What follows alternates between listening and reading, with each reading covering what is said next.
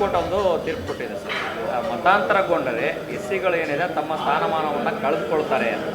S C ಅದು ಕೂಡ technical ಇದೆ. ಯಾಕಂದರೆ ಕನ್ವರ್ಷನ್ ಆದರೂ ಕೂಡ ನಮಗೆ ಹಳೆ ಇರ್ತಕ್ಕಂಥ ಸುಪ್ರೀಂ ಕೋರ್ಟು ಏನು ಒಂದು ವರ್ಡಿಕ್ಟ್ ಇತ್ತು, ಈಗಿರ್ತಕ್ಕಂಥ ವರ್ಡಿಕ್ಟು ನಾನು ಸರಿಗೆ ಓದ್ಕೊಂಡಿಲ್ಲ. ನಾನು ಓದ್ಕೊಳ್ಳೋರಿಗೆ ಮಾತಾಡೋಕ್ಕಾಗೋದಿಲ್ಲ. But let me read through. So ಅದು ಯಾವ ಬೇಸಿಸ್ ಮೇಲೆ ಹಂಗೆ ಆಗುತ್ತೆ ಅಂತಕ್ಕಂಥ, ಯಾಕಂದರೆ ರಿಲಿಜನ್ ಚೇಂಜ್ ಆದರೆ ಕಾಸ್ಟ್ ಚೇಂಜ್ ಆಗಬಾರ್ದು ಅಂತಕ್ಕಂಥದ್ದು ಹಳೇದಿತ್ತು. ಯಾಕಂದರೆ ನಾನು ರಿಲಿಜನ್ ಯಾವ್ದು ಬೇಕಿದ್ದು ಹೋಗ್ಬೋದು, ಕಾಸ್ಟ್ ಚೇಂಜ್ ಆಗಲ್ಲ ಅಂತ ಮೊದಲಿತ್ತು.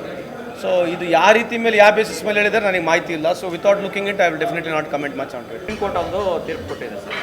ಮತಾಂತರಗೊಂಡರೆ ಎಸ್ ಸಿಗಳು ಏನಿದೆ ತಮ್ಮ ಸ್ಥಾನಮಾನವನ್ನು ಕಳೆದುಕೊಳ್ತಾರೆ ಅಂತ. ಎಸ್ ಸಿ ಅದು ಕೂಡ ಟೆಕ್ನಿಕಲ್ ಇದೆ. ಯಾಕಂದರೆ ಕನ್ವರ್ಷನ್ ಆದರೂ ಕೂಡ ನಮಗೆ ಹಳೆ ಇರ್ತಕ್ಕಂಥ ಸುಪ್ರೀಂ ಕೋರ್ಟು ಏನು ಒಂದು ವರ್ಡಿಕ್ಟ್ ಇತ್ತು, ಈಗಿರ್ತಕ್ಕಂಥ ವರ್ಡಿಕ್ಟು ನಾನು ಸರಿಗೆ ಓದ್ಕೊಂಡಿಲ್ಲ. ನಾನು ಓದ್ಕೊಳ್ಳೋರಿಗೆ ಮಾತಾಡೋಕ್ಕಾಗೋದಿಲ್ಲ. But let me read through. So ಅದು ಯಾವ ಬೇಸಿಸ್ ಮೇಲೆ ಹಂಗೆ ಆಗುತ್ತೆ ಅಂತಕ್ಕಂಥ, ಯಾಕಂದರೆ ರಿಲಿಜನ್ ಚೇಂಜ್ ಆದರೆ ಕಾಸ್ಟ್ ಚೇಂಜ್ ಆಗಬಾರ್ದು ಅಂತಕ್ಕಂಥದ್ದು ಹಳೇದಿತ್ತು.